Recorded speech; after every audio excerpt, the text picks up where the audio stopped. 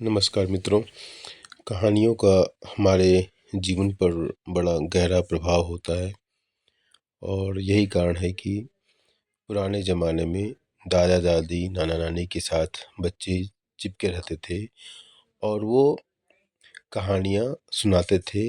रात में कहानियाँ उनके बेड पर उनके साथ सोते सोते बच्चे सो जाते थे, उनको अच्छी निद्रा भी आती थी और जो उनके सबकॉन्शियस माइंड में कहानियों के माध्यम से जो बीजारोपण किया जाता था, संस्कारों का, ज्ञान का, विज़डम का, बुद्धिमत्ता का, उसका कोई सानी नहीं है। और आज की तमाम शिक्षा पद्धतियाँ हम निकाल लें और पुराने समाज की जो शिक्षा पद्धति थी, वैदिक काल की जो शिक्षा पद्धति थी, उस पर तमाम रिसर्च हो रहे हैं। चूँकि वो हमारी अपनी थी और भारतीयों को कॉलोनियल सिस्टम में इस तरह का इन्फेरिटी कॉम्प्लेक्स डाल दिया गया कि उनको अपनी ही चीज़ें खराब लगने लगीं, अपने ही लोग खराब लगने लगे, अपने ही लोगों का ज्ञान जो है उनको खराब लगने लगा। और वही ज्ञान जब दूसरे रूप में अंग्रेजी माध्यम से जब योगा बन जाता है, उसको एक्सेप्ट करते हैं। तो यही हमारा आज का विकास है। खैर, ये तो मन की भड़ास निकाल दिया। आज ये कहानी में चलते चलते एक पत्रिका ऐसी पड़ी हुई थी, तो मैंने उसको देखना शुरू किया, पलटना शुरू किया, तो उसमें एक कहानी मिली। ये पत्रिका पांचजन्य मैगजीन में मुझे मिली। तो पांचजन्य में बता दूं, भगवान श्री कृष्ण के शंख का नाम पांचजन्य था। तो इसमें कहानी बड़ी रोचक लगी और ये बुद्धिमत्ता विजडम को बढ़ाने वाली कहानी है।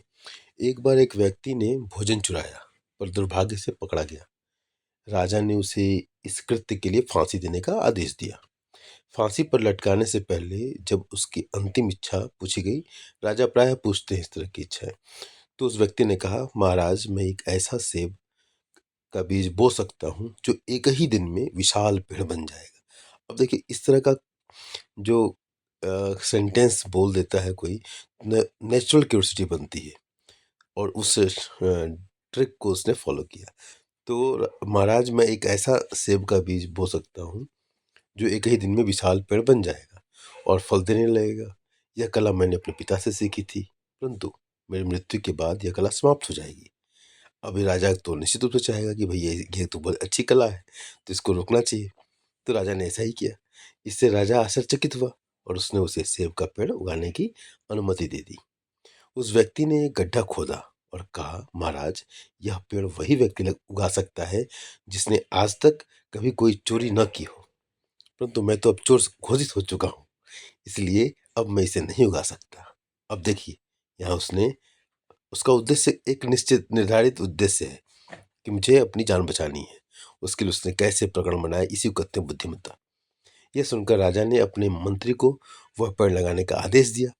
मंत्री हिचकिचाते हुए बोला, महाराज, जब मैं युवा था तब मैंने किसी की एक चीज चुराई थी, इसलिए मैं भी इसे नहीं उगा सकता।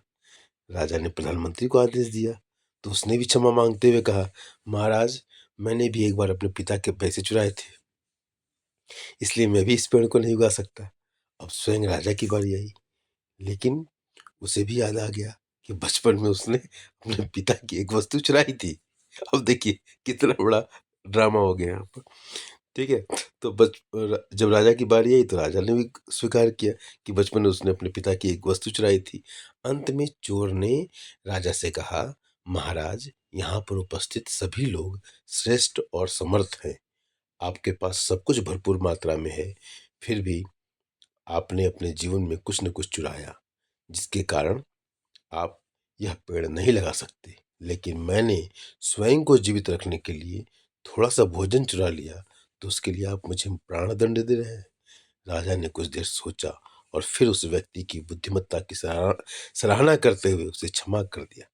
तो जिसके पास बुद्धि है, विवेक है, दुनिया में वो अपनी राह खुद निकाल लेता है। इसलिए कहा गया है, बुद्धिर्यस्य बलम तस्य। धन्यवाद।